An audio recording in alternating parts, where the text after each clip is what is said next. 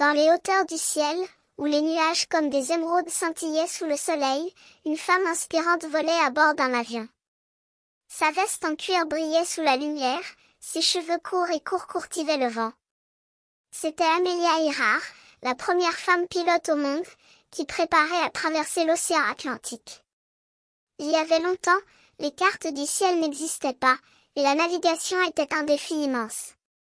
Mais Amelia, avec son courage et son détermination, avait appris à piloter un avion. Elle avait suivi des cours difficiles, même pour les hommes, et avait aidé les autres pilotes en vérifiant la météo. Le jour de son premier voyage transatlantique, Amelia était nerveuse, mais confiante. Elle et son copilote avaient atterri en toute sécurité après 20 heures et 40 minutes de vol.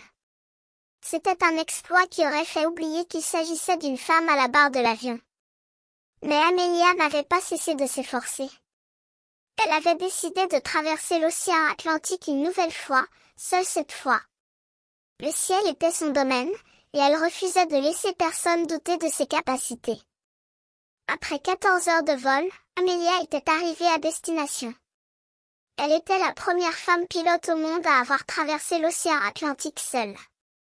Ses exploits avaient inspiré d'autres filles à rêver de devenir pilote, et elle avait donné du courage à beaucoup de gens. Aujourd'hui, Amelia Earhart est oubliée comme la première dame du ciel. Son nom est associé à la liberté et à l'aventure, et son histoire continue d'inspirer les générations futures.